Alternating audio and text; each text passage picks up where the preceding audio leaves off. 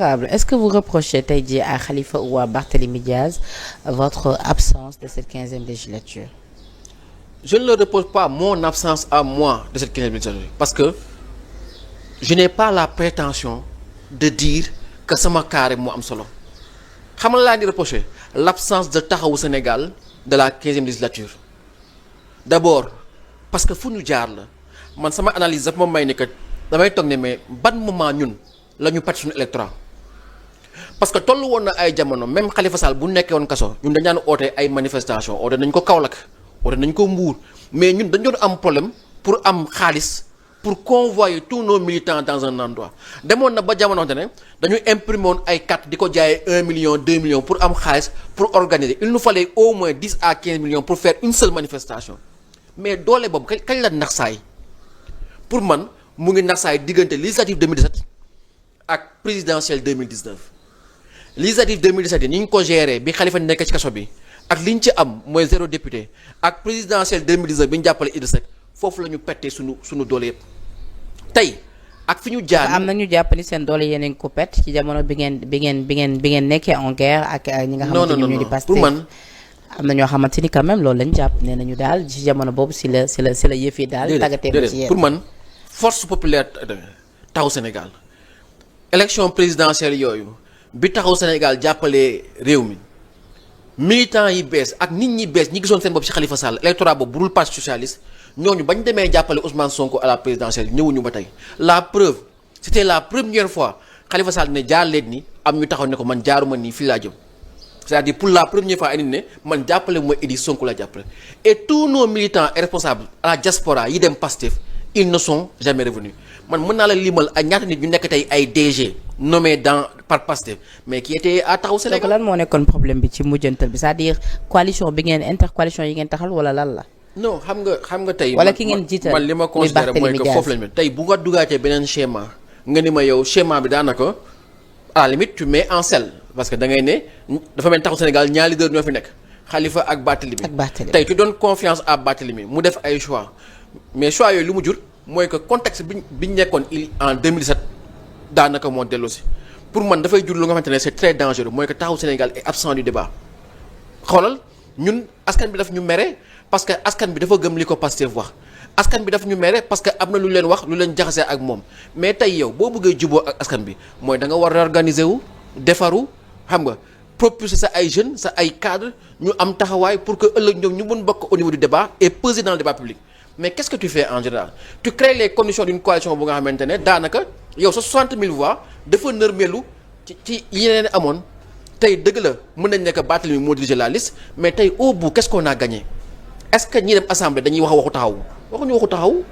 est-ce que ñi dem assemblée dañu wax waxu baat waxuñu waxu baat.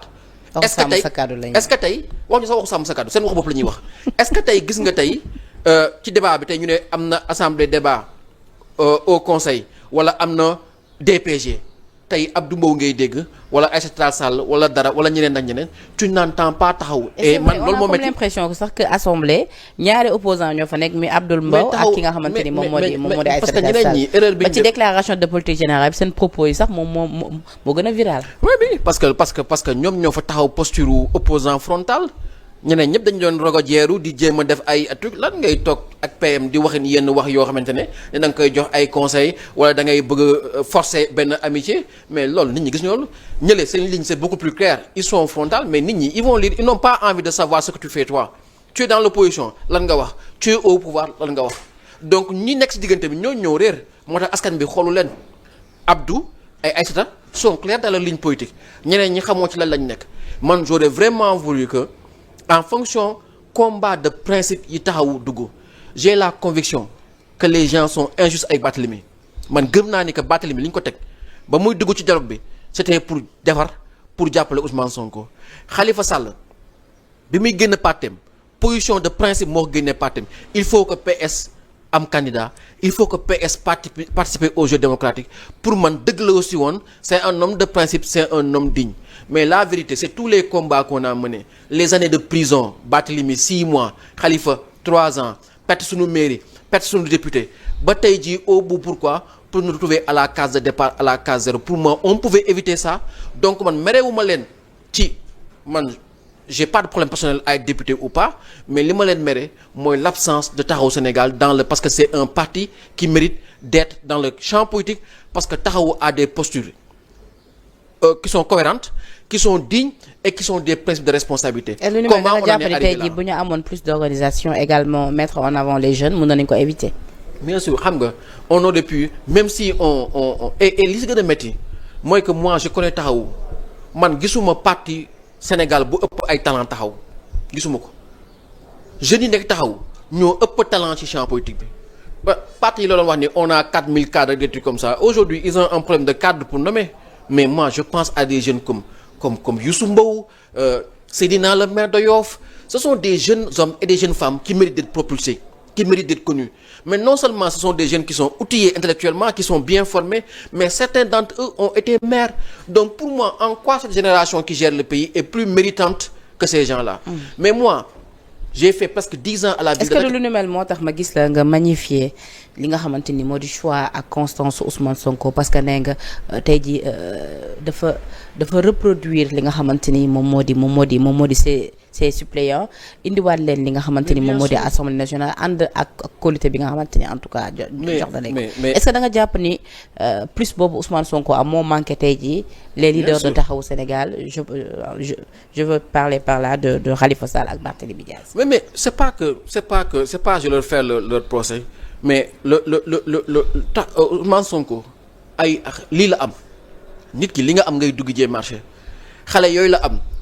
Ousmane Sonko toogul naan bon pour ma gagner Kaolack il faut ma dem jëli sëriñ boobu xëy na su ma investir sëriñ boobu wala waa Kaolack daañu mën non dafa am benn jeune suppléante bu ma doon Ndokki Ndiaye responsabiliser ko accompagner ko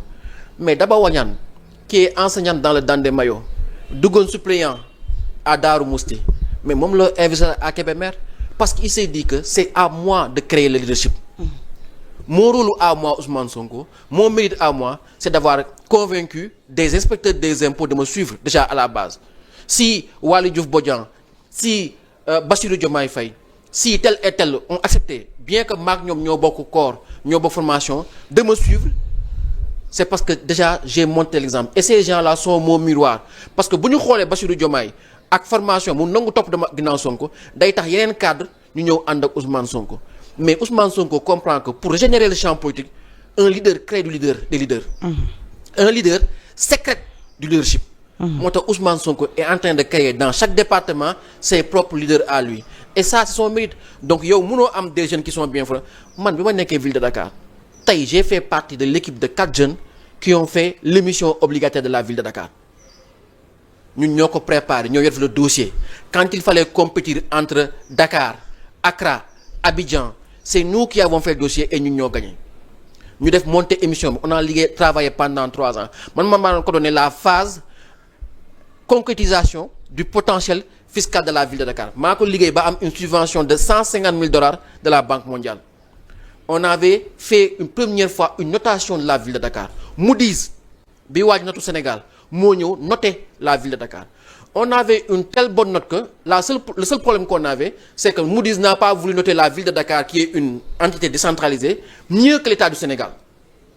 émission obligataire si boppam on l'a fait noter par Bloomfield une agence de notation qui est basée à Abidjan on avait une garantie de l'USAID de 50% c'est-à-dire ñun on cherchait 20 milliards suñ demoon ba mënuñu fay USAID pare woon na pour fay 10 milliards